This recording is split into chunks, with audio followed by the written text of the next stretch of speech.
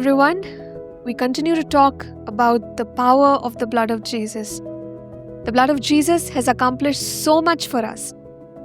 Now, how can we apply the blood upon our lives? How can we walk in the power of the blood? And that's what we are going to talk about today. Hebrews 10 verse 23 says, "Let us hold fast the confession of our hope without wavering, for he who promised is faithful." So in the Word of God, we have this principle of making declarations or speaking the truth of God's Word over our lives. Here in this passage, we are encouraged to hold fast the confession of our hope.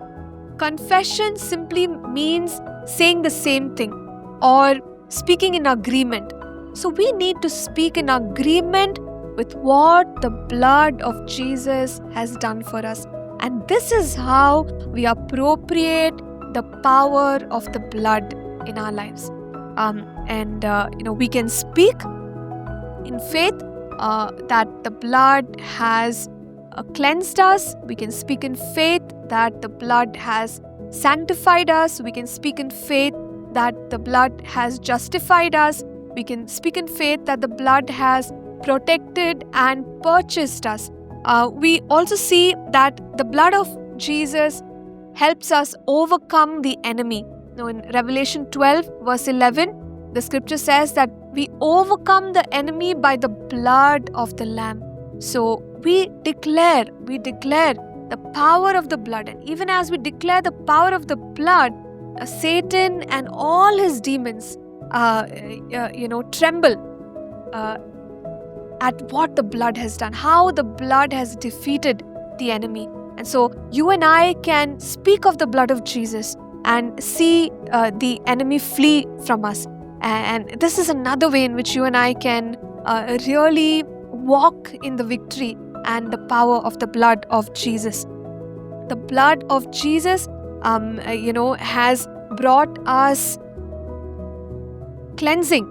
When we read about the blood of the new covenant, we see that it is the blood of remission and forgiveness. So you and I can declare that forgiveness of God upon our lives. In 1 John chapter 1 verses 7 through 9, John talks about coming before the Lord in repentance, and as we confess our sins, that the blood of Jesus will cleanse us. You and I can confess our sins, walk in submission to the Lord, and experience the cleansing work of the blood of Jesus. Hebrews chapter 3 and verse 1 is a great reminder that the Lord Jesus is the high priest of our confession.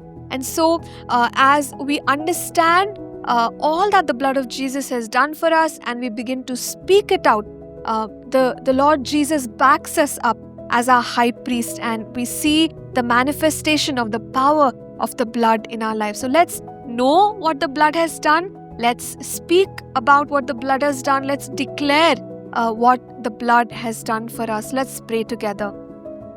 Father, we thank you for the powerful work of the blood of Jesus. Lord, we declare that the blood is our war cry. The blood is our victory, O God. Father, even as we speak the truth about the blood, we thank you for the power that has been released into our life, into our situations. We honor you, we praise you. In Jesus' name we pray. Amen. Thank you for tuning in to Living Supernaturally. For more resources to strengthen your spiritual walk, please visit apcwo.org.